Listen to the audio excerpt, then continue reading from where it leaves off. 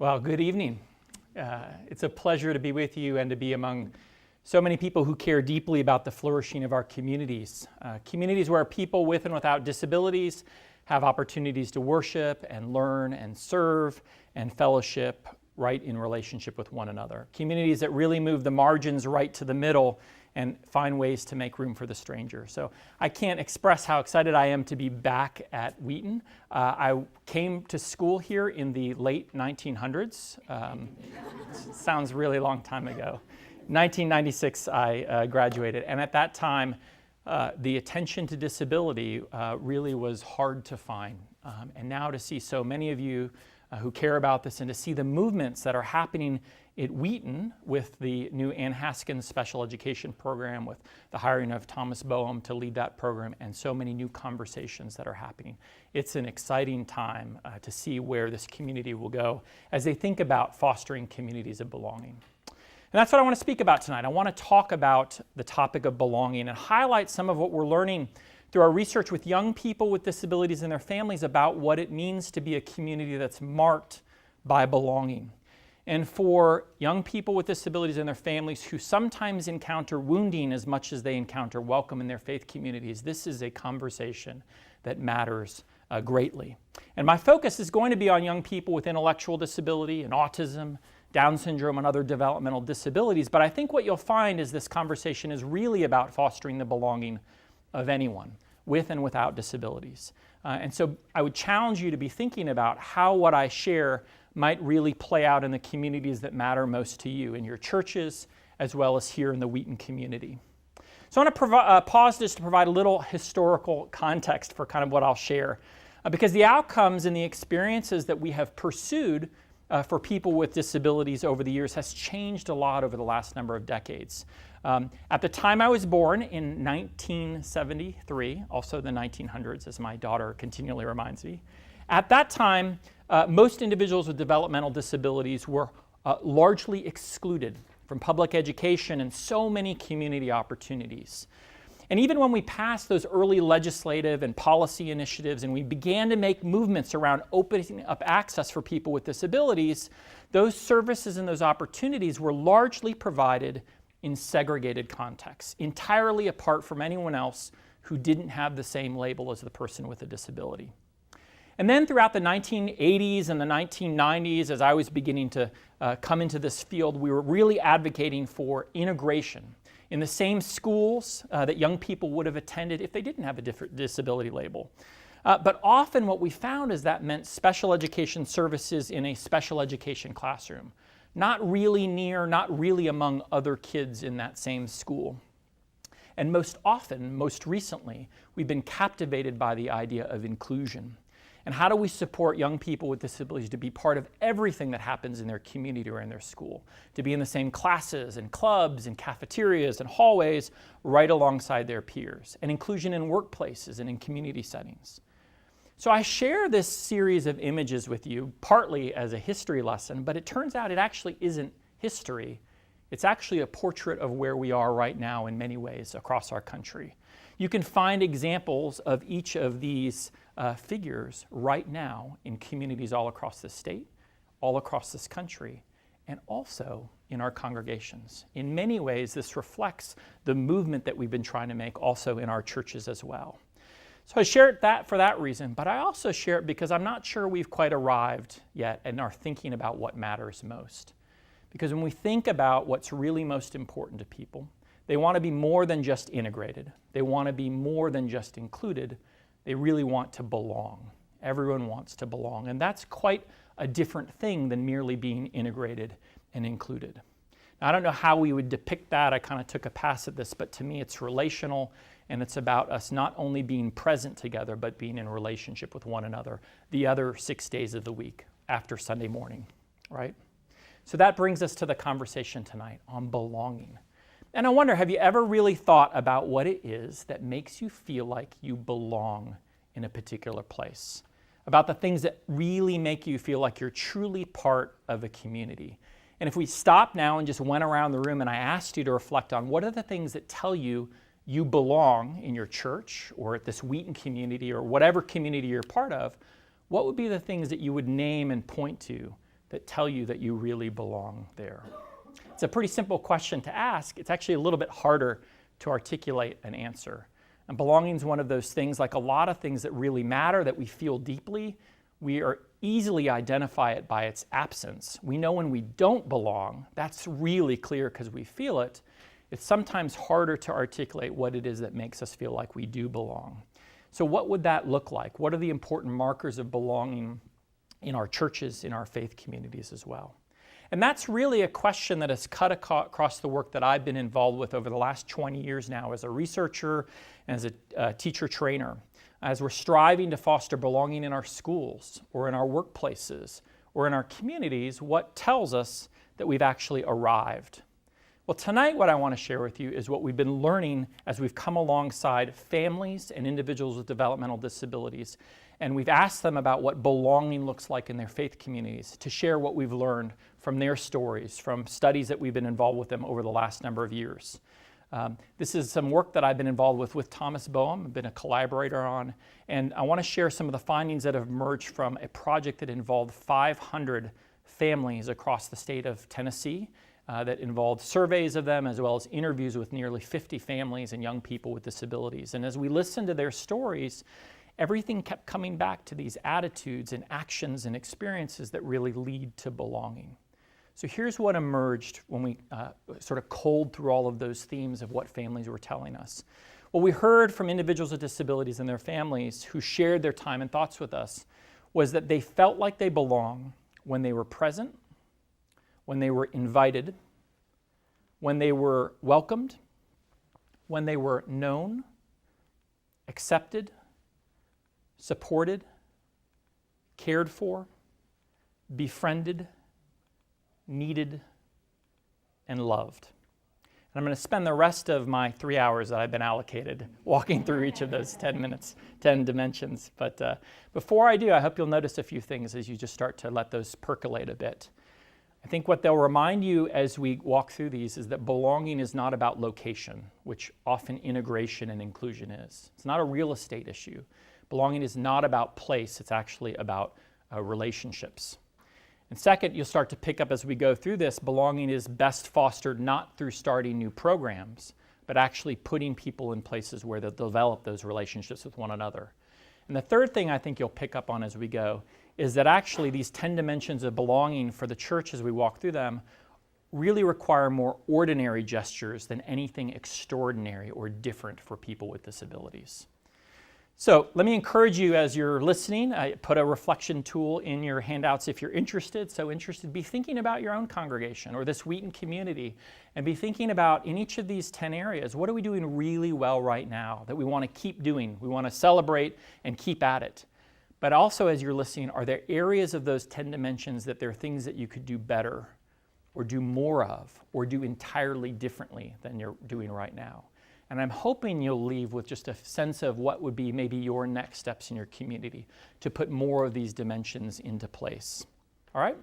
So let's begin with presence, because actually belonging always begins with presence. You can't have a presence in a community if you're actually not present in that community. And yet in so many communities, the primary barrier to belonging is simply the absence of people with disabilities. From worship, from service, from learning, from social activities, all the things that make up congregational life. And it's really hard to feel like you are connected to a community from the outside. And sometimes I kind of encounter a little bit of surprise actually when I talk with congregations about this issue about presence of people with disabilities in their church or in their community. They might say something like, we don't really have anyone here, I sort of say in response. And then that sort of paused for a little bit and they'll say, I just don't know that we have that many people with disabilities in our community.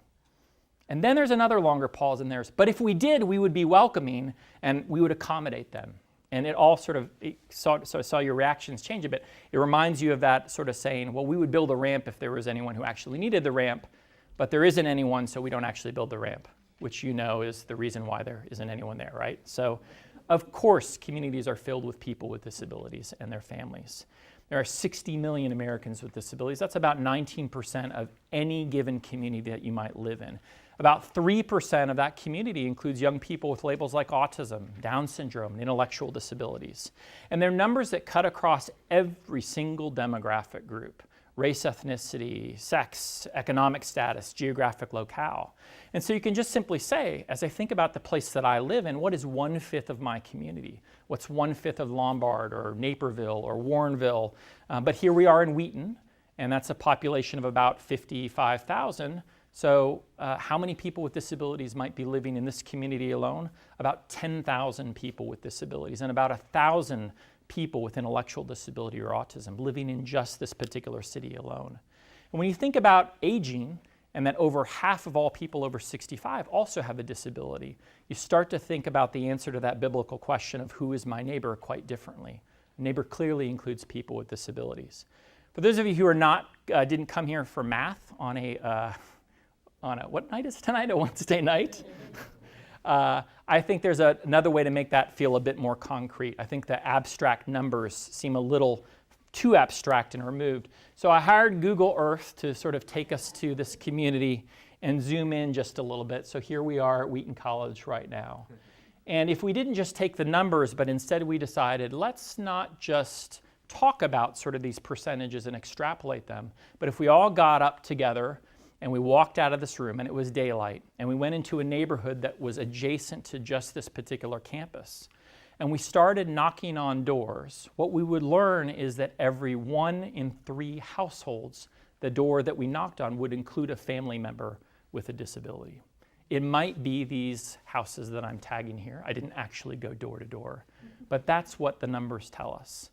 So when we think about disability and presence, if there's not presence in our faith communities, it's not because there's a lack of presence in our local communities.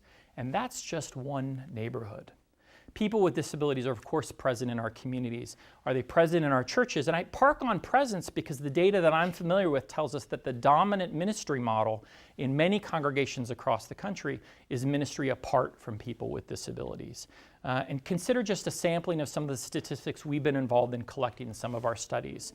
We've learned that more than half of all adults with intellectual and developmental disabilities who live in group homes and are served by service systems all across the country, less than half are connected to any kind of congregation. More than half of parents tell us in our surveys that they've kept their son or daughter with a disability from participating in religious activities because there just was no support provided to their son or daughter. We've learned that more than 2/3 of teenagers are not connected to any kind of youth program, a Young Life Capernaum kind of program, or any youth program at their congregation. And fewer than 1/5 of all congregations in our studies offer any kind of support to children with developmental disabilities, or a support group for families, or any kind of respite opportunities. So what is it that's standing in the way of people with disabilities being present in faith communities? What would change these numbers? Maybe it's simply the fact that faith is not an important part of the lives of people with disabilities. Is that a possibility? That should evoke a gasp. Absolutely not, right? You can engage a little bit with that. Absolutely not. So I think that kind of leads to the second myth that I wanted to bust here, which is the idea that is faith somehow less important to people with disabilities? And let me be really clear about this next point. The presence of a disability label is not at all a reliable predictor of people's faith. It does not mean there's a different set of importance or anything for faith. Let me make that point in a way only that a researcher would think is effective by showing you a graph, if you'll allow me. But before I do, by a show of hands, how many of you would say your faith is somewhat or very important to you? Okay, this is a very biased sample. So nationally, in studies that happen about every 4 years put out by the National Organization on Disability, about 84% of people without disabilities would answer in the affirmative the way you did. They would say their faith is somewhat or very important. The bar graph to the left is the percentage of people with disabilities in those same studies who answered that question. You don't have to be a statistician. There's no difference there. It's just as important in the lives of people with disabilities and their families. And some of the research that Dr. Boehm has been involved with tells us that faith and those congregational connections are an important part of the flourishing and quality of life for these families. But let me show you another graph that puts this in a different way. By a show of hands, how many of you attend church or some worship service at least once a month? And I'm counting those of you who don't raise your hand, you're in trouble, right? Also bias sample. Nationally, it's only about 57% of people without disabilities. But look what happens when you look at participation of people with significant disabilities. Only about 43% of people with significant disabilities attend some kind of worship service at least once a month. Watch what happens when I layer that on top of the importance of faith in their lives. You very quickly see some gaps. You see a gap between the attendance of people with and without disabilities, and you see a gap that's more important, which is between people who want to be part of the faith community and are not presently part of one. What's standing in the way of those two bars? Why is it that so many people for whom their faith is important aren't finding that community? Is it barriers of attitude? Is it barriers of awareness? Maybe it's barriers of accessibility. Possibly. We have a history of some accessibility problems in our church. Some of them go way back. This is a picture I've shared at every conference probably for the last 10 years of what I always thought was the most inaccessible church in the world. It's built into a mountain in, I think, Germany, right? And then people started sending me other pictures saying, no, that's not the most inaccessible one. This is the most inaccessible one, right? It literally takes inaccessibility to new heights. And then I got this one. Technically, it's a monastery, but still, it counts out in Eastern Europe, right? But you get the point, right? And I think the pictures always get a chuckle because they're caricatures in many ways, but don't subtler messages, barriers send kind of that same message. What do our buildings communicate about our theology? In our churches, in our schools, our Christian schools, anywhere, what does that one step say? The pulpit someone can't get to, a classroom that's inaccessible, a curriculum that kids simply can't access. Does where we gather and how we gather suggest that we may be thinking about our community too narrowly, even if inadvertently? And I think this is a place where accessibility, if that's the barrier to presence, has got to be a fundamental commitment if people are going to be present. It actually is in all other corners of our society, even if it's by mandate. That's a core basic thing. For some of you who are familiar with the concept of universal design, you'll kind of see immediately the connection here. A universal design simply means that we build our buildings and we plan our activities with all of our community in mind. Not a subset, and then we try to retrofit to make it work for others who might show up. We think about our community with everyone in mind. And that's really the posture that we have to have as congregations and communities. We so often misidentify the real barriers, and I think we're called to be out front of society, not behind society in terms of accessibility. I love this quote by Ed Wood. It's quite an old one, but it says, if shut-ins can go to Walmart, but not your church, they're shut out. They're not shut in. And there are lots of accessibility guides that you can draw upon to help you reflect on this. And this is an important aspect of thinking about presence. I won't spend much time on this, but just wanted to make sure you had those in your handouts, if that's the barrier to presence. So presence is the baseline for belonging. It's the starting point, but it's not the destination. It's often where we stop. Oh, there are people who are part of our congregation. Belonging must be following very closely behind. So the question, of course, to consider is, are people with disabilities and their families present in your congregation or in your workplace or in your community? Are you doing well here right now? And if not, what might you do better or more of or differently to increase presence? Well, in some communities, I think increasing presence is going to require extending some new invitations. And that was the second dimension of belonging that we heard from these individuals and their families. For many of these families, belonging began with a personal invitation to be invited, to be actually pursued, and to be wanted. When we're not intentional about reaching into those communities that I just showed you, we inadvertently leave people out. As one of the pastors has said, it's not that we deliberately excluded people with disabilities. In fact, we weren't deliberate at all, and that was the problem, is that we weren't intentional. A lot of congregations, maybe yours, are good at proclaiming their welcoming. We put it on our church signs, we put it in all our materials, on our websites, and while that's an important thing to do to communicate that we're welcoming, that sign, everyone is welcome, may not be sufficient, right? An announcement communicates something quite differently than an invitation. Those are very different things. An invitation is personal. An announcement's not necessarily so. An invitation says, I'm actually thinking about you.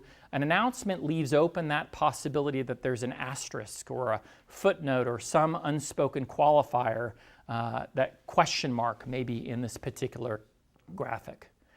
And I share that. It may sound odd, but I share that because there have been far too many asterisks in the proclamations of welcome that we've given to families impacted by disability. That pronouncement that we're a welcoming place have not always been honored. In one of our studies, we found that 1 in 3 families who had kids with intellectual and developmental disabilities had left their congregation because their son or daughter had not been welcomed or included. 1 out of every 3 families.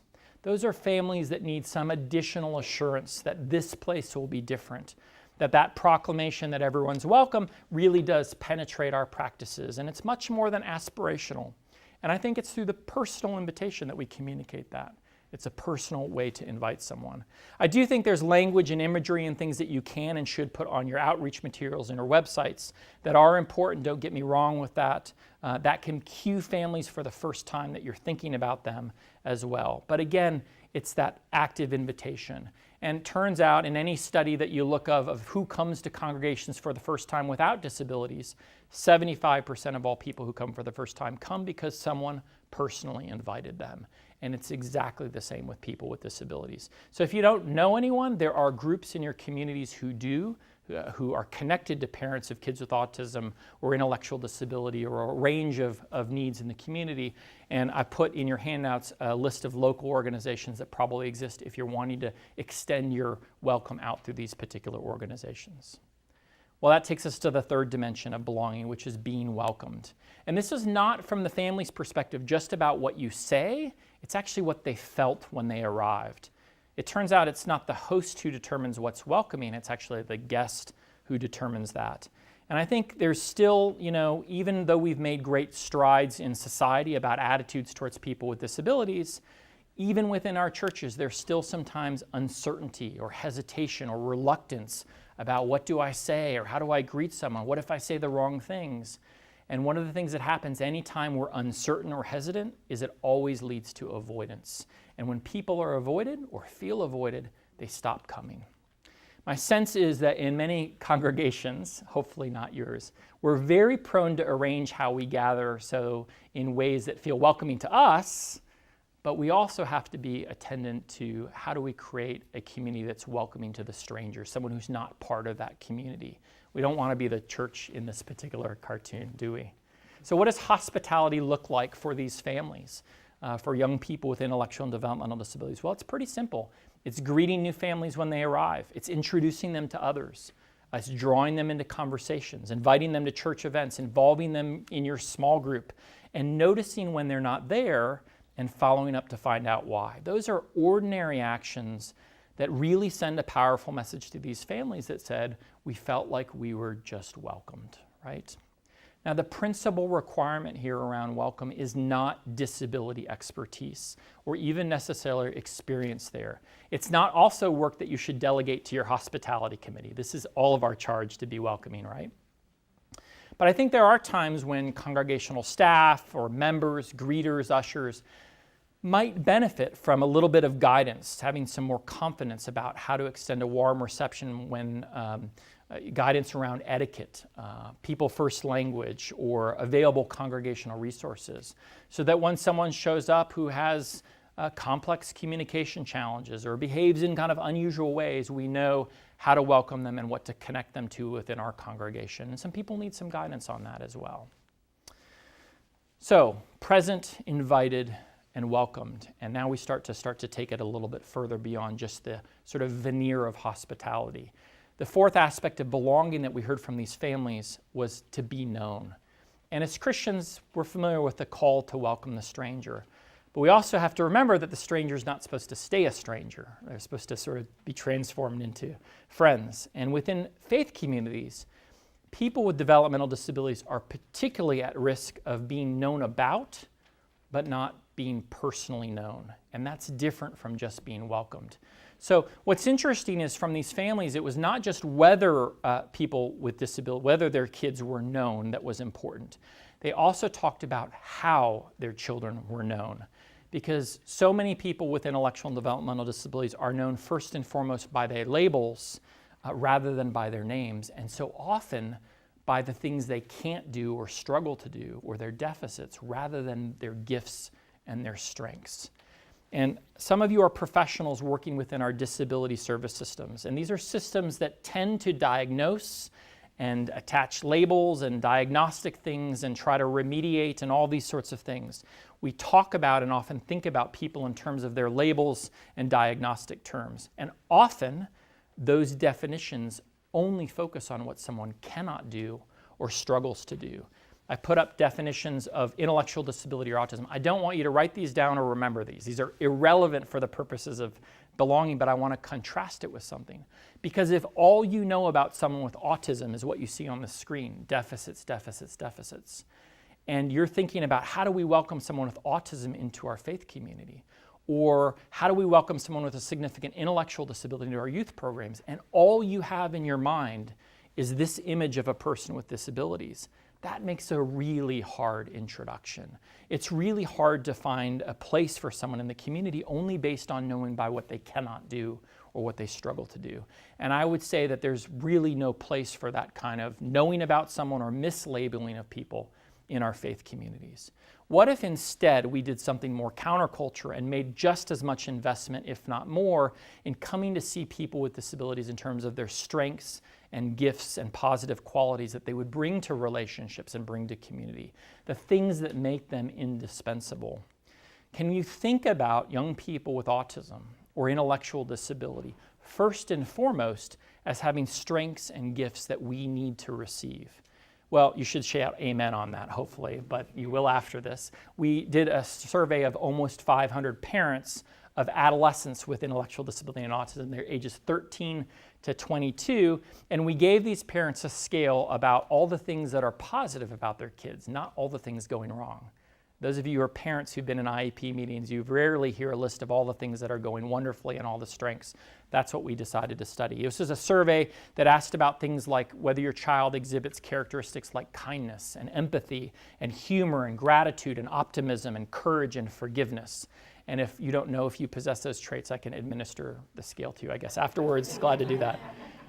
But what the parents share is a nice counterpoint to that deficit-based view of young people with disabilities. The blue bar that you're going to see is the percentage of parents who said that's somewhat to very like my son or daughter. Remember, these are adolescents. So that's the blue bar you're looking at. 93% of these parents describe their son or daughter as happy. 86% said their child enjoys life and is thankful for life's simple pleasure. 86% said their child had a great sense of humor. They describe their child as thoughtful and helpful to others. Their son or daughter demonstrates care for others. Their son or daughter is bothered or concerned or upset when someone else is uncomfortable or distressed. Their child is courageous. Their child bounces back easily. Their child does not retaliate or get back at others who have hurt them. And remembering these are parents of adolescents, only about half said their child doesn't lose their temper, right? But look at those blue bars, right? In the sense, can we find a place for those qualities and those strengths in our communities? How many faith communities could find a place for someone who's known for their gratitude and their empathy and their kindness? How many people would be eager to develop a friendship with someone who's funny and happy and thoughtful? How many businesses would be quick to hire someone who is known for their persistence and their joy and their kindness? How many of you who are pastors would love to see your congregation filled with people who had those qualities, right? I think then it's sort of leading us to see people in different ways and extend some new invitations.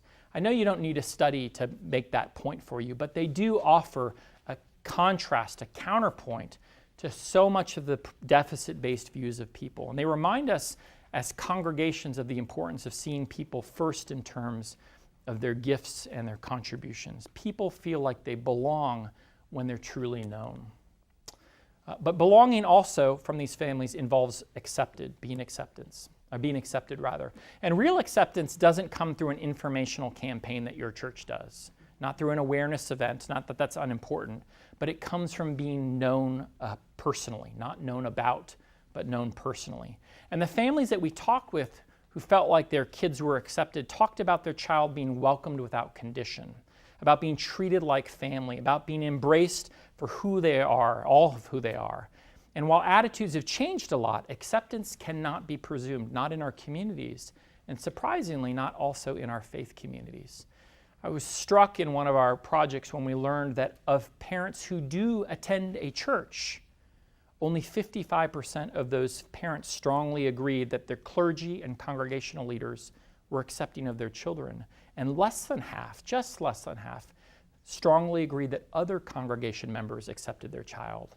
And it's kind of the part that's hidden in the black that's really concerning. So maybe that's perception, maybe that's, we don't know. This is just the family's perspectives of that.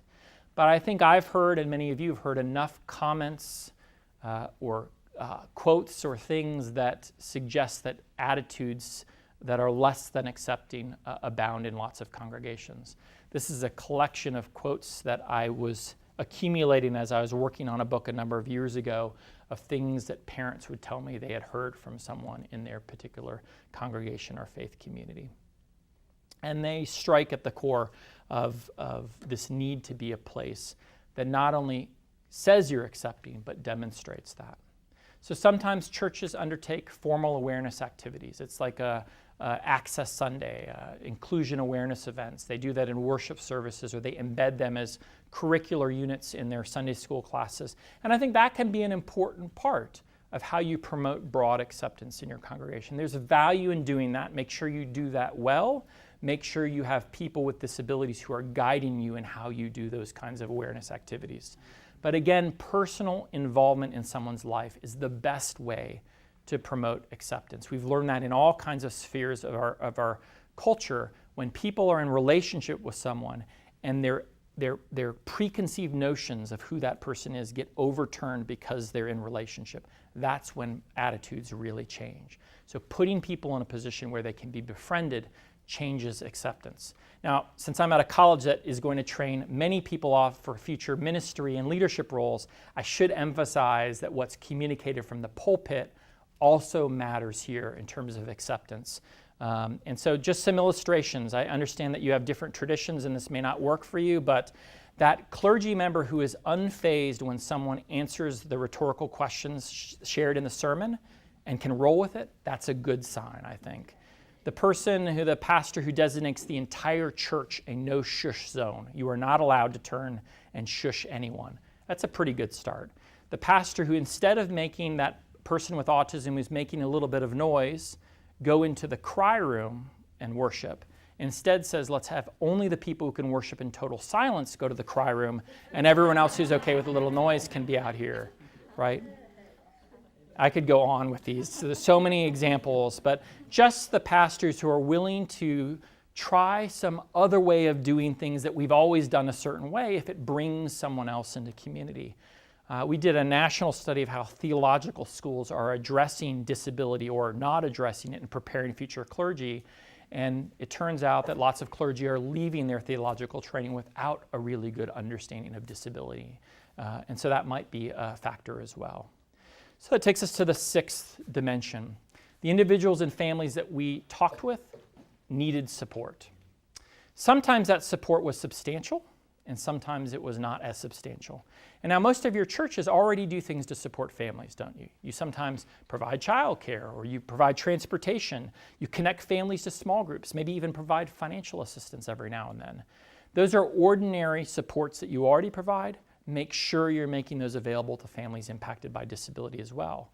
But at the same time, the individuals that I've come to know and work with have support needs that are often much more intensive and need to be responded in more individualized and long-term ways. But this is not a place to make presumptions automatically based on some label that a particular child has, but rather to invite input. We found that almost half of all parents of children with disabilities had never been asked by a person in their congregation the best way to include their son or daughter. And what a simple step to start asking good questions. And I don't know what the responses will be of families, but you should ask good questions. Put in your handout some examples of things that church I used to be part of in Wisconsin used to ask. We'd take families that were new to the congregation who had kids with disabilities out for coffee, and we'd just get to know their family. We'd find out who they are, who their kid was, what their strengths were and gifts and what they hoped for out of participation in the congregation. And then we'd ask them, what would it look like to make Sunday morning or Wednesday night the very best day of the week for your son or daughter? And then instead of expecting those parents to now go ask for those things, we would do the asking on their behalf, because they are having to advocate in schools and medical offices and all kinds of places, and they shouldn't have to be advocates at that way in our congregations. So what will they say if you do those conversations? I don't know. I don't know what families in your congregation will say. But I can share in our project that we did that involved almost 500 families, what themes came up when we talked to these families. We asked them, assuming the support was available, which of these 14 supports would be something that would be helpful to your son or daughter to be part of the congregation. And here's what we learned from them. 70% said some kind of disability awareness efforts, right? Just something that communicates about disability and the value and importance in the community of people with disabilities and their families. Informational resources for families, something to just help them understand sort of all the supports and things, and trying to navigate this really difficult service system. Having some resources and connections for them can be really helpful. An advocate for families, someone who will listen to their needs and do the asking on their behalf. 2/3 of parents said that would be helpful. Spiritual counseling from a congregational leader. A support group for parents, or to host that in your local congregation. Respite care, maybe that's a formal event, or maybe once a year you send those parents out to a hotel somewhere out of town to have a night away on their anniversary, and you watch their kids and you give them the one date that they're going to have that particular year. Something like that, or you can start a respite program, for example. All kinds of ways. Modifications to religious education programs, just ways to make sure they're part of the Sunday school and other learning that happens. An intentional plan of how you're going to support them in what goes on in your congregation. Support in religious education, and I'll just kind of go down through the others. Interestingly, the least named thing was a more accessible congregation. Now, please don't read that wrong. That does not mean, oh, most families don't want us to be accessible. These are parents of kids who largely didn't have kids with mobility challenges. If you can't get in the building, that is the most important issue. If you can't go to the restroom, you're not going to go to church for 3 hours, those kinds of things. So this is not a prescriptive list. Don't go back to your church and say we should do these 14 things. Ask families. Don't make presumptions. Why is this so important? Because in that same study, we asked whether parents' congregations actually did any of these things. And down the right column, what's bouncing there is the percentage of churches that actually offer any of these different supports. So I see in your faces drop and your draws drop. 10% do disability awareness efforts. 4% have an advocate for families. This blew me away. According to families, only 1 out of 3 say spiritual counseling is actually available from their pastor or leadership of their congregation. If you're interested in learning more about those 14 supports, what it would look like for you to implement that in your church, and to get strategies and resources to do that, we've put together a guide that you can download for free for the next 24 hours. If you go to that link, after that, it will also be free. So just so you know, we're really good about that. So, 7th, we will get through all 10, don't worry. Healthy faith communities, of course, are marked by deep care for one another. And all churches strive to meet the spiritual and emotional and practical needs of their members. That care communicates that you matter and that you belong. In a study led by Thomas Boehm, one of the stronger predictors of family quality of life was connection to a faith community and a strong faith.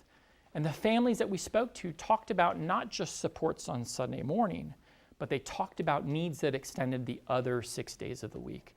That it was important what happened after the benediction and not just 3 hours on Sunday morning. So there are opportunities here for the church collectively to make an impact on some deep needs. There are no shortages of churches. I believe Wheaton has a few. Is that right? There are 335,000 churches around the country. In Wheaton, I think 330,000 of them are right here.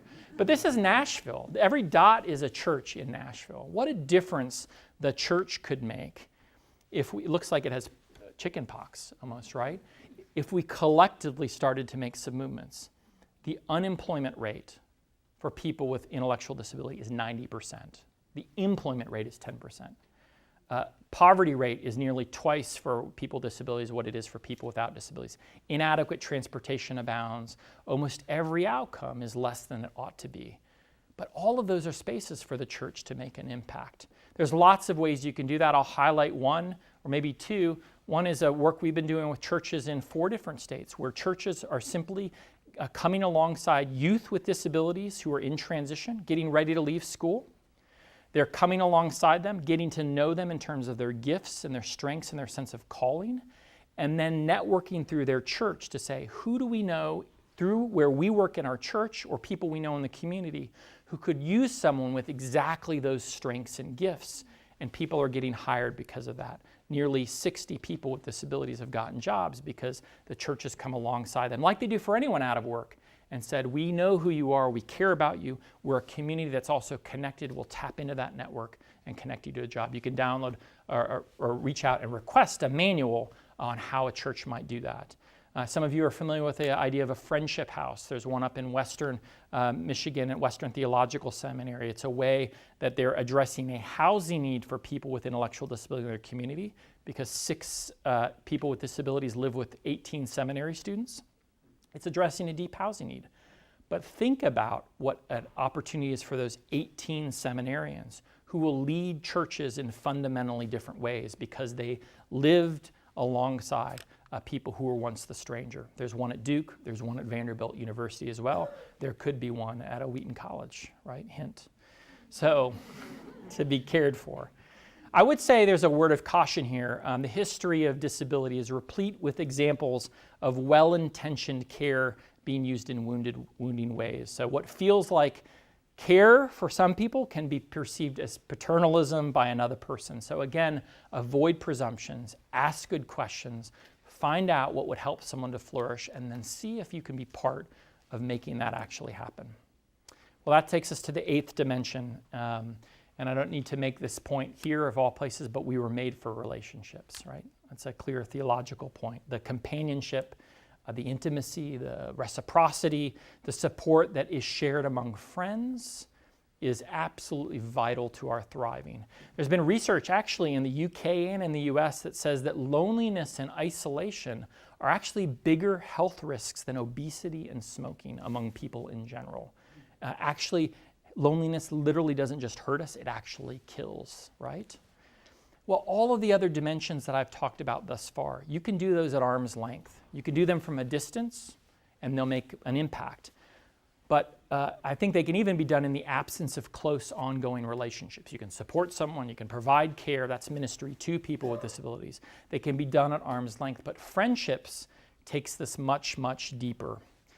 And yet, I think the friendships that are so fundamental to our own flourishing as humans are so elusive for young people with intellectual disability and autism. In one nationally representative study, more than half, just about half, of all high school students with autism had not been invited to any other peers' social activity in the last year. Not a birthday party, not a sleepover, nothing. In 1 year. 1/4 of all adults who are in our service system, supported in group homes and elsewhere, 1/4 don't have any relationships beyond people who are paid staff or family members, right? My point is that the relationship networks of people with intellectual disability and developmental disabilities tend to be quite different than they might be for others who don't have those similar labels. Not in the number of people in their lives, but where those people in their lives show up in a series of circles. So if you were to think about all the people that you know in your life, you would have people who are your family members, right? They are with you because of blood. They have to be with you, and they love you, but they also have to be with you, right? Then you've got all those people in your life who you'd call friends, close companions, right? Those are the people you count on, people you get excited to see, you spend time with. You've got a bunch of people in your life who are just acquaintances. You see periodically, you work with them, you in a class with them, you say hi to them at church, but they're not, you wouldn't put them in the friend category. By the way, Facebook friends go in this outer circle, not the actual friend circle. Now I'm going to get some heat, but anyway. And then there's the circle of people who are paid to be in your life. And I put that very crudely, right? That's your doctor. That's your auto mechanic. For some of you, that's your defense attorney. I don't know what your issues are. That's your issue, right? But there are people who paid. So I share that because when we find in adolescents with whom we work in schools and community settings, when we begin to map the relationships, the people who are part of their lives, there's no shortage of people in their lives. It's just that those names, when we start to put them up, come up in basically two circles. That inner circle of family members and that outer circle of professionals, special ed teachers, service providers, related service providers, and others. So this is not a place for force, it's really a place for finesse and intentionality. Laws and mandates can do lots of things. They can create access, they can convey rights, they can create opportunities for people to encounter one another, but as Hans Reinder says in a wonderful book, whatever rights and choice can do, they are not going to make you my friend. We can't mandate this. We can't make it happen. But this is an opportunity for the church to do things that the service system simply cannot do. And I hope you see in this opportunity of befriending people, see the importance of what takes place between Sundays. Life lived together beyond the walls of a congregation pushes people from acquaintances to deep friendships. And that's simply done through sharing a good meal, that's watching the big game together, that's going to the mall, catching a movie, strolling through the park, having a cup of coffee, joining the same small group. All the ordinary things you do for anyone are the things that turn things from acquaintances into friendships. And for adults with intellectual and developmental disabilities, those ordinary gestures rarely take place with people outside of the service system. And so again, as with extending a welcome, becoming someone's friend doesn't require any training, any special expertise. You don't have to have a PhD in this. But I also think this has implications for how we do ministry, at least ministry involving people with disabilities. If our main models are largely separate or segregated, the opportunity to be chosen as a friend by someone else gets unduly limited. And the opportunity for others to encounter you and your gifts and the things you'd have to bring to a relationship just get limited. So that leads really to the ninth dimension, which was to be needed. Because people come to feel needed when others in that congregation see them as bringing gifts and talents that benefit the entire community, that they come to be seen as essential to the thriving of the community. This is ministry by people with disabilities, and it reflects a recognition that they, like anyone else, are indispensable members of the body. And it's through relationships that we actually come to see not only our need for someone else, but or their need for us, but our need for them as well. And I think a lot of churches are investing in this ministry to people with disabilities, but they struggle to move into a position of ministry by people with disabilities. People with disabilities are viewed as the static, designated recipients of support, the focus of our outreach, rather than the ones doing ministry. And I think there's a challenge for us to start to think more in a reciprocal manner of what do we have to gain from receiving the gifts of the young people that we've been talking about tonight. This is quite countercultural in a society that I think more and more, increasingly and comfortably argues against the very existence of people with intellectual disability. They see relationships in very instrumental and transactional ways. The idea is that people with disabilities have gifts that we need to receive seems hard to fathom for society. But we can provide a different portrait of what it means to be a community. I think that's why I love this church sign so much. I stopped to take a picture of it maybe 5 or 6 years ago, and I don't know, I just love it. It suggests to me, I think, the posture that I wish every congregation had when it came to thinking about ministry and people with disabilities. The idea that we need you here ASAP. Not it would be nice if you came. We'd include you if you come. We actually need you here, and we're going to pursue you. The idea that as a community we are incomplete without the gifts and the participation of people with disabilities. I think when we're convinced that's true, we start to see things in quite different ways. Things are more likely to happen. We don't think of inclusion as something nice to do because it's good for someone else. It actually becomes something that we see as strengthening our faith community. We don't get satisfied to wait till people show up, till we figure out how to be welcoming. We actually go out into our communities and we pursue people whose gifts are missing. We stop tinkering and retrofitting our programs when someone shows up, and we start designing them at the outset so they're going to work for everyone. In other words, people move from an afterthought to a forethought in our planning, because If people from our community are showing up, 1 out of 5 is going to have a disability. So that's not an unexpected thing to deal with in that sense. So that takes us to the 10th dimension, and I know you never thought I would get to number 10, but I did, and within time. And that's love. There's love. And if you are worried that a researcher from Vanderbilt is going to lecture you about the importance of love, it's not going to happen. You do not need me to explain what love has to do with belonging. Some of you are familiar with the work of a man named Wolf Wolfensberger. He's a pioneer in the field of disability, was a pioneer in terms of closing down institutions and advocating for the idea of social role valorization, the idea that people with disabilities needed to be part of the community and have valued roles in those communities. And one of the things that he said is he offered this observation that healing for wounded people with disabilities begins with 3 messages. You are valuable, you are as valuable as any other person, and you are loved by those around you. And as Henry Nouwen, for those of you who've read some of his work, reminds us that among the deepest of all our questions is that question, is there anyone who really loves me? Well, the scriptures remind us over and over that all we do and all we are has to be marked by love. Service systems are not designed or optimized to love, but the church is.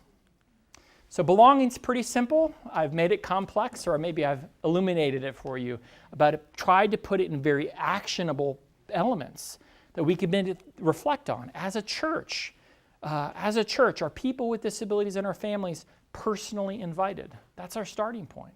If not, maybe that's our next step. Are they present in all aspects of congregational life? Are they experiencing a warm welcome when they arrive?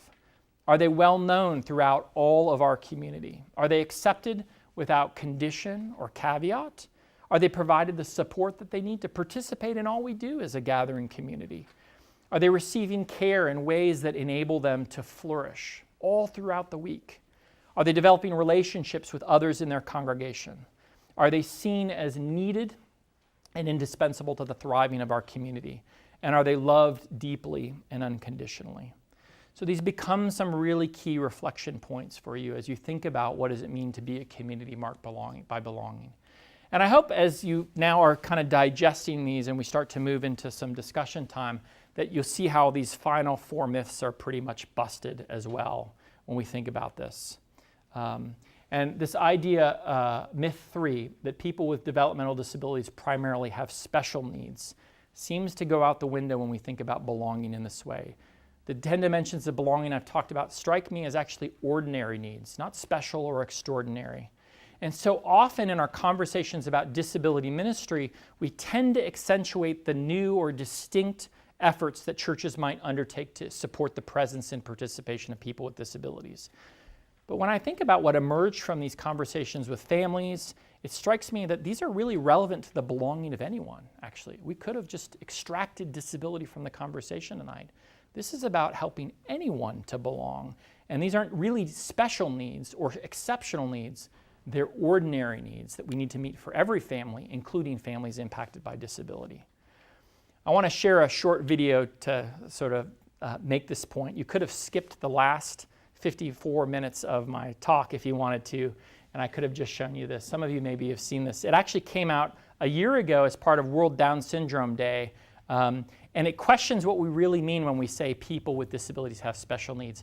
It was written and designed by some young adults with Down syndrome. So it was them thinking about special needs. What's a special need? So I'll show this and then start to wrap up. It's a great video, great conversation starter in your church. And it reminds us that the core needs are not different. What is different is the supports we provide to make sure those core needs are actually realized.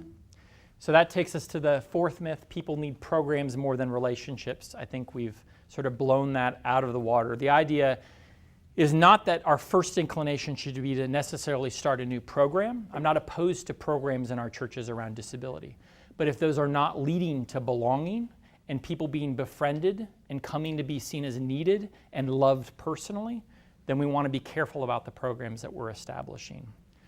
And then the 5th myth is that fostering his belonging is left best to the experts. Again, you don't need special training or advanced degrees to do any of the things that we heard from these families that are so important.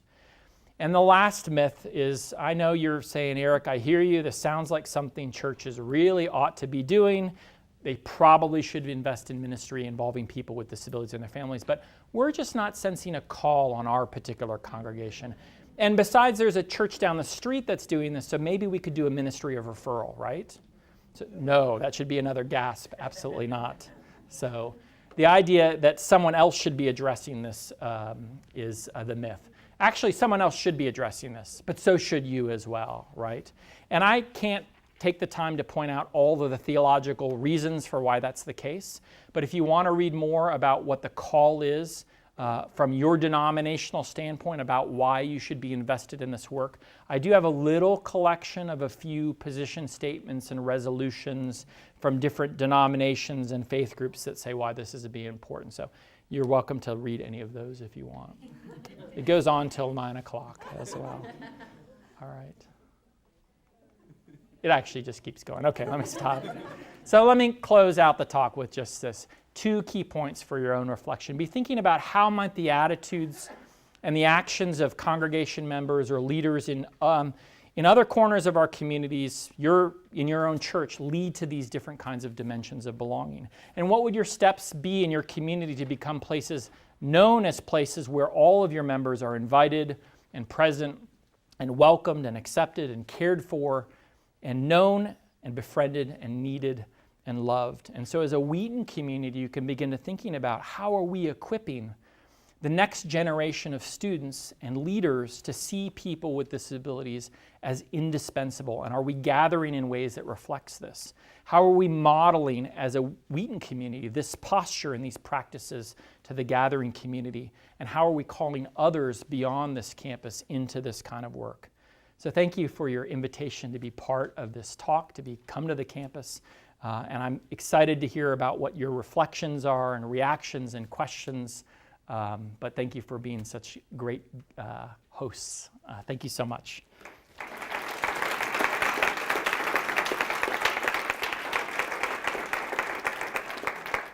So we want to have some questions and reflections, but before we do that, we want to get you to engage. This may be a little bit different from a public talk.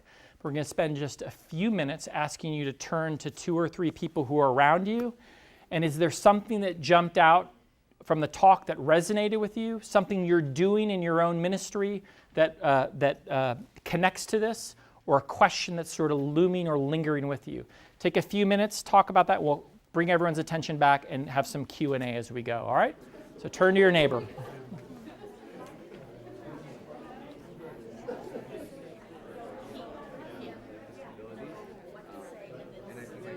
All right, let's... I've asked you to develop friendships, and now I'm stopping you from developing friendships. So I hope you had a chance to just kind of share some initial thoughts, and we'd love to just open up to reactions or reflections, connections to your own experiences, or questions about this or other things. And I may punt to some of you in the audience who I have experience too as here well. But what are you wondering about, or what connected with you? Or do you see as a strength or need in your own congregation? Just raise your hand, I'll bring you the mic. Were you invited to campus ministries too, or? Sure. Okay. I know you've got a great thing going at Vanderbilt in terms of Nathan and with InterVarsity. Alex, are you here? I'm right here. Yay! Alex works for InterVarsity too. Okay. And we are trying to think through InterVarsity in Illinois and Indiana. How do we apply some of this? Yeah. From a very, very, like the basic starting point. Right. I think it could apply to Wheaton campus, what else? Absolutely, great question. The question is sort of, if you're thinking about campus ministries, how does disability and belonging apply there? And it's a great question. The number of college students with disabilities is on the rise. More and more campuses are thinking about access, both physical access and being pushed to reflect on things that they should have reflected long ago about, but also thinking about disability supports in classes and elsewhere. But then you think about campus ministries and the number of individuals who are involved in campus ministries all across communities across the country. So there's a huge opportunity there. Some of you may know about the movement around higher education and students with intellectual disability, which has been the focus of what I've been talking about today. There are now 270 colleges and universities around the country, and I didn't look up how many in Illinois, but that actually enroll students with intellectual disabilities as part of a support program to access campus life. And those programs, 270, and it's rapidly growing, something 30 or 40 a year. Vanderbilt University has a program just like this. We have 30, we'll end up having 40 students with intellectual disability who attend our campus, audit classes, do internships, and are also wanting to be part of all of campus life. So the campus ministries have a whole new sort of influx of people that they maybe have not thought about serving and reaching out to. So one thing that campus programs can do is also find out if your campus has one of these programs and reach out to them and extend that invitation to be part of what you offer. You might also reach out to figure out how through the Disability Services offices you can best make connections with college students with disabilities as well. But also it's going to push you to think differently sometimes about how you gather and accessibility of worship and meeting space and small groups and those sorts of things as well. But to me, this is a huge opportunity because if you think about a campus like Wheaton, which has 2,800 undergraduate and graduate students, the opportunity then to make sure that people with disabilities and people with intellectual disabilities are part of the campus ministries and other things going on here is going to change the capacity of future ministry leaders to think about their community different and meet the needs in those communities. And if they're not in their formative years having that experience, it's not surprising then when they go out to a church that they're not thinking about people with disabilities as well. So do kind of think about who's already gathering on our campus, who's connected to those individuals, and be intentional about extending invitations to them. I think that's part of it. A little bit further along some of what you're saying, I know that, for example, Southern Illinois University has a disability program. Right. Elmhurst College, a few towns away, has one. There's also coursework over at College of DuPage. Yeah. Some of that occupation related also at College of Lake County. Another possibility. Judson? You're right, and I know people who've used it. Another thought that may be along similar lines, especially for those who might be Wheaton students here, saying, well, gee, there's nothing on my campus.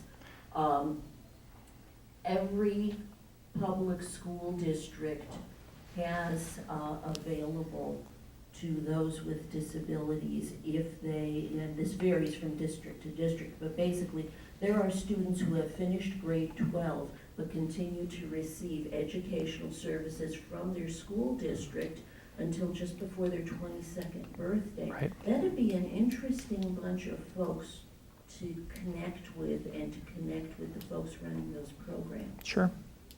There's, I think, 2, maybe 3 CCCU colleges and universities that have these programs. So I would want to be on the forefront of that, and I would want to be the third one, that personally. I also think your question about transitioning youth is actually a good one, because if you think about a campus like Wheaton or a large church, it's also a place that employs lots and lots of people. So another opportunity is to think about how do we as a campus make sure that our hiring is also committed to hiring people with disabilities, so that there too we're modeling that sort of commitment as well. And that's true of there's some larger churches, and I think some college campuses that have become transition community-based training grounds for employment preparation for people with disabilities. So there's opportunities there as well to do the caring for piece, but also help people become known in their community as well. Great question. Hi everyone, I'm Lauren. I also go by Ren. I actually have a vision disability, so yeah, I think one thing that really resonated with me with this presentation was the thing that you said about like people with disabilities are definitely known about, but then like not actually being known. It's something that's really hard. So like in high school for me, yeah, I had all the resources. I went to public school, so like I had a mobility counselor who taught me how to cross streets and learn how to do all this crazy stuff that is really important for people who have things like this. And so, but people knew me as like, oh, that's the blind girl, or that's the girl who can't see, or she's the one who gets all these weird accommodations that doesn't really make sense. And yes, maybe it's less so of like, oh, pointing out that that's the blind girl here at Wheaton, but I think just the fact that like we can know there are people who have disabilities on this campus and that we are here and that we would love to talk to you and get to know you and love for you to get to know us. But a lot of the disabilities, or the people that I've talked to who have disabilities here on campus, they're known as having an invisible disability, Right. so ones that aren't actually seen. And I think that's really hard. That can be really hard. Like mental illness is prevalent here. Right. Other physical disabilities, like people, there's so many. So I think, yeah, it's easy. Maybe, I think it just depends like how you're looking, where you're looking. Right. But we are here, so Right. that's important. Thank you for sharing that. And it's, I'm glad you mentioned mental illness as well. And so that's not an area that most of the work I focus on, but I can't tell you how many stories I hear of pastors, for example, who from the pulpit sort of come out about their own mental illness. And to a T, what they share is the moment that door is open, their phone does not stop ringing after that, of people who are always in the midst of that congregation, but now we're given space and a place to say, I'm here too. And so there are hidden disabilities, and there are hidden disabilities that also have stigma attached to them. And so how do we make space for people to be able to share that and know that's not going to be a reason to excuse them or to be. We have actually, interestingly, a growing number of families are bringing their kids with disabilities to churches and not telling anything about their child's disability, for fear if they share something, that would be the invitation to sort of refer them somewhere else. And so we have to also create space that it's okay to share needs, and in a posture that we'll do the best to meet those needs. I also think there's an important role for people with disabilities to be advocating for these things on this campus firsthand, and to make their voice heard about what those needs, on any campus as well. So thank you for sharing. V? Ren, sorry. Thank you. Hi, I'm Allie. I work with Young Life Capernaum in the Lake County area with Tasha. And one thing that really stood out to me was the idea of ministry by people with disabilities and not just for people with disabilities. We started doing this in our area of how participants that age out of our program can become leaders alongside us. And kind of we work with them and how they can do that realistically and practically. I was just wondering, how have you seen it done also in like a ministry context? Well, I mean, the question is sort of how do you help people, how do you demonstrate a commitment to ministry by people with disabilities? What does that look like in a church context? I mean, I think it's interesting when we looked at a study actually that Thomas and I are writing up right now, when we looked at the involvement of young people, transition age, with disabilities in their congregation. There was pretty sizable participation in worship services. It dropped off about half of them were involved in Sunday school classes, and then another quarter were involved in youth groups. And then anything that was a service opportunity, serving in the choir, serving as a greeter, serving on a ministry, serving on our team, was almost no one involved in that. So partly, I think it's also figuring out what are the opportunities for leadership and ministry within your congregation, and then spending time with individuals and saying, where are your gifts? Where are you feeling led? Here's the opportunities in front of us, and then how can we support you to lead in those kinds of ways? And then that starts to model for a congregation what it looks like for people to be reading scriptures, to be in the choir, to be speaking from the pulpit, to be serving in a community ministry, and not seeing our first inclination, what's the service we can do to people with disabilities, right? So I think a big part of it is making sure we're intentional about that. We're coming to know them the way we would any congregation member. We have the expectation that they'll serve like any other congregation member, and then we're backing up with the support that they need to make that happen. I think that's all, that's kind of how we would do it anyway. I would actually, let me back up one question. Your question raises a good strategy, a community strategy, I guess, in the sense. What I should have said when you posed that question of how do we connect people to leadership opportunities or opportunities to do ministry by, the first question you should ask is, how do we do that for anyone in our congregation? And that's 90% of the time your answer for people with disabilities. And then you start to add some other things. So that's kind of the answer I'm offering. Yep. Yeah, I'm so sorry I gave up the microphone already, but I just wanted to team on it real quick. Yeah, please. Because in Young Life, we've started using something we call a spiritual resume or a service resume, where we're able to like walk alongside them and really identify. Like these are roles within churches that commonly happen, and then we get to kind of sit down with the churches and say, this is what they've said they can do. And have you seen anything else like that? Yeah, actually, I have. We call them one-page profiles, and I'm not sure that I was thinking I might have actually a picture of that. But they're kind of one-page profiles. They have a picture of the person. A group has come alongside them and gotten to know them, has a picture of the person, right? It has their name, and it says, here's things people compliment me on. Here's places I've served before. Here's some gifts I have that you should know about, and here's some strengths I could bring to activities. It has these different categories. And so as you're sitting there doing that planning, rather than saying, oh, there's a person with autism who would like to serve, you're saying, here's John. Here's the way people describe him, the way adjectives people use. Here's the way he served in the past, and here's some gifts that he has. And I have never met a healthy congregation that if they knew someone's gifts, couldn't find a place to use those gifts. The problem is we just almost never have those conversations to discern them for people with autism and intellectual disability. And so there's a way to flip it. I'll see if afterwards I can find an example, because I have one on my computer of kind of what that looks like. We also do that for jobs, one-page profiles, so it's the same thing. Rather than saying, would you hire a person with autism, would you hire a person who is persistent, who will always get the job done exactly the same way every time, who won't be distracted by all the office chatter and could care less about that and won't stop working until you tell them that they must go.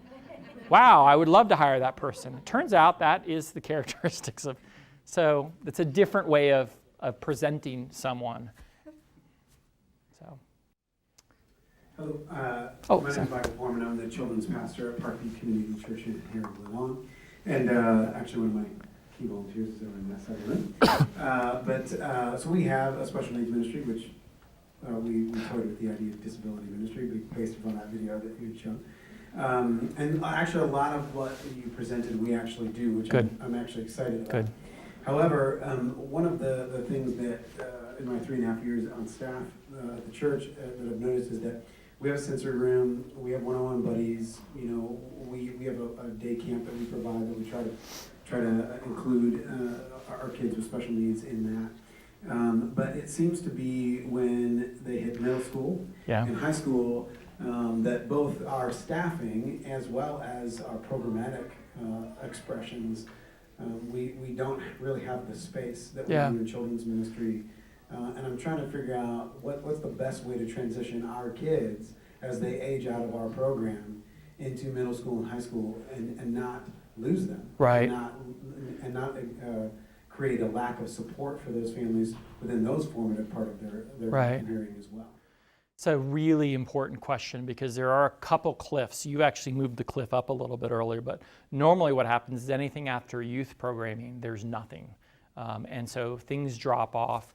And there are models of ministry. There's some wonderful organizations like Friendship Ministries, if you're not familiar with that has wonderful small group, inclusive small group models, as well as more group-based models that support young adults with intellectual disabilities. So that's a place. There's also wonderful models of ministry you've heard already too, Young Life Capernaum, who knows how to do youth ministry with people with disabilities, who could be great guides and providing input and support on what that might look like. So that's another place. But I mean, part of it is doing that reflection as a congregation. Is this an important priority for us? And is the limited attention to that something that we have to change, right?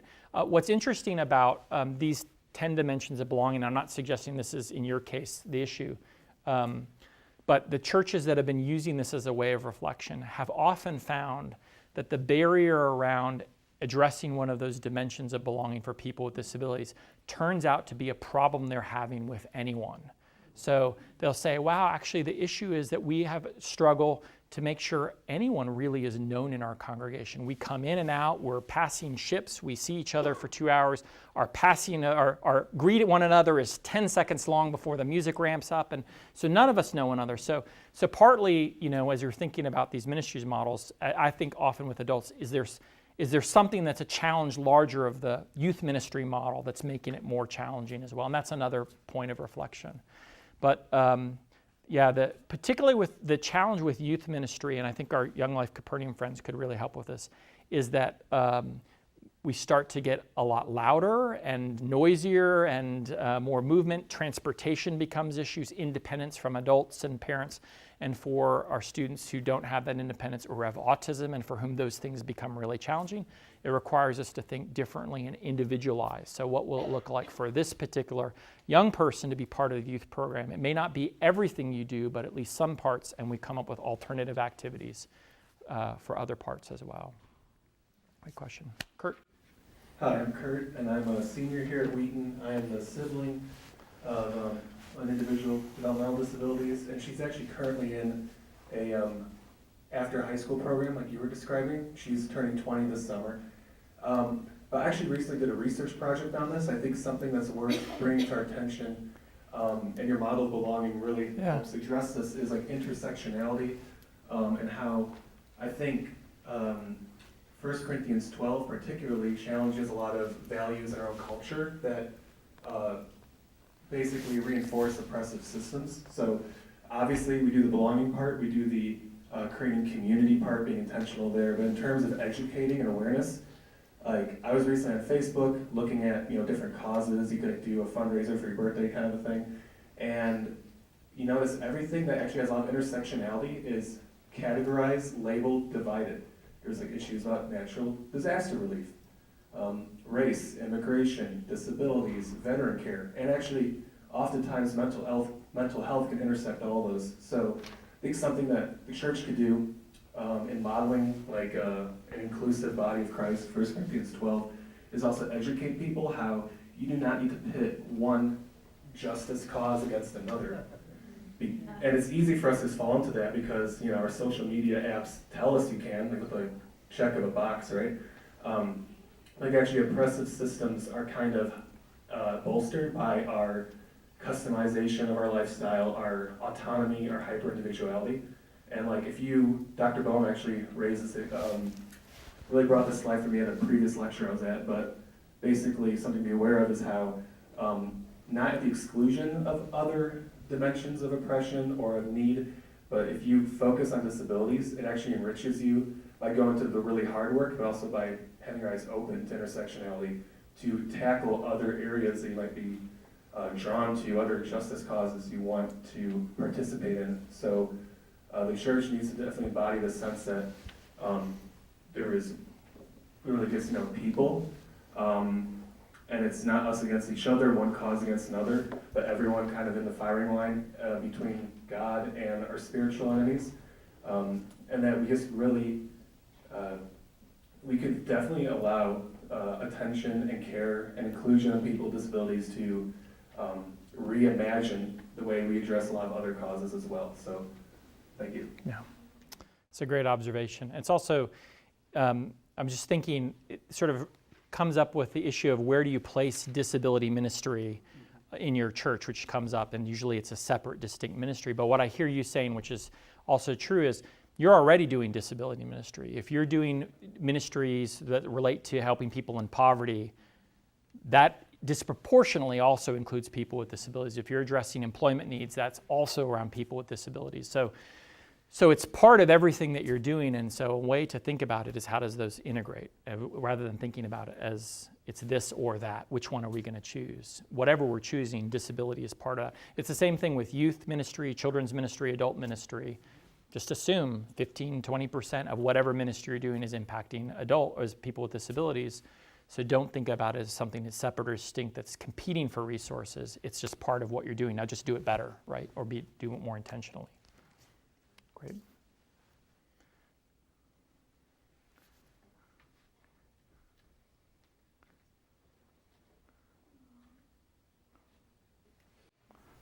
Hi, my name is Mallory, and I am interested in going into ministry in the future. Yeah. And in the past, I've worked as a middle school youth leader, and found, like many middle school youth leaders, that the most difficult part of that is actually the parents. One thing I found really difficult was kind of convincing people that this stuff mattered, that relationships mattered, and that sort of commitment to the church and to the body was important. I think there was, at least in that particular community, a tendency to sort of separate sort of different categories of life. And so since that experience, I've been really trying to consider the question, what does it take to change a church culture and to be more welcoming? And as someone who's moved a lot, I've been new a lot, it really makes a huge difference in whether, like you're saying, with just anyone, whether or not you have a disability, whether the church is welcoming and invites you in and invites you to things and show that you matter. But from more of a sort of culture-changing perspective, I guess, for a congregation that does struggle with being welcoming or inviting people, across the board, what do you suggest for ways to actually start to change that in a church context? Wow, it's a great question, and certainly beyond an easy answer. So, and I think one of the struggles that we've had in sort of this area of disability ministry is telling lots of stories of congregations that are here, meaning they're not really doing anything, and then we see these exemplary churches that are doing everything, and we can't quite figure out how someone got from here to there, and we don't talk a lot about the winding journey that takes. And there's, I know stories of that and I've watched congregations do that, and there's so many different kind of paths to that. Sometimes it's born out of really a story of an individual family, an individual person who went from the peripheries to sort of front and center of congregational life, and it was a very visible demonstration of that commitment. And others, it's been something that's more percolated in different ministries and bubbled up. So I think the starting point, because I don't know the answer of what's that thing you do, but the starting point becomes, I think, really an intentional reflection about where we are right now and where we go next in terms of moving towards that vision that we have. So one of the ways churches have been doing this is they might have a awareness or disability Sunday kind of thing, however that's gathered. It's just an intentional focus on hospitality or belonging or inclusion, however they frame that Sunday morning. And then they invite the church afterwards to come down to the banquet hall or wherever, the fellowship hall, and have a meal together. And as a community around round tables and potluck food, they start to think about what is our vision for this as a community? What are we doing right now that reflects this community of belonging that we are? And what are the gaps that we see? And by bringing in this cross-section of seniors and parents of kids with disabilities and adults with disabilities and ministry leaders and congregants who've been there for 20 years and congregants who just came last year or last week, you start to hear all these stories of what's already happening that reflects these things, and then gaps that we're not doing. And now there's a shared commitment to say, how can we move forward? What are 2 or 3 steps we could take in this next 6 months as a congregation to move more towards this direction of being that kind of community? And when churches have done that, lots of stories emerge. Lots of new people emerge who want to be part of helping the church do that. And usually they're able to identify 2 or 3 things that would move us in that direction. That's what I've seen as the most powerful jump starting that movement. But then it can't be the one parent of the child with disabilities who's expected to shepherd all that the next way. So I think somehow you have to uncover a group of people who are committed to that. I'm in a church now of about 400 people or so, maybe a little bit more than that. And the pastor cast this vision and said, who wants to be part of it? And I thought, I'd be thrilled if 5 or 8 people come out and identify. And it was something like 45 or so who said, I can do something to help us be that kind of community. And that was just from a single sort of sharing that and then inviting people to be part of that, and more have emerged. That's more than 10% of the congregation. And it was surprising how many people are a paraprofessional in the workplace, or a therapist, or a voc rehab counselor, who do this in their professional work and never thought about bringing it into their faith, lives in a sense. So I know that's not an answer to your question about what's the one thing it takes, but I do think it's about collectively reflecting on where we are and celebrating that, and then saying, how do we move 2 or 3 steps down the road? And not saying, how do we get from here to there? Let's cast this vision and figure out how do we get from here to here, so we start making that movement. Yeah.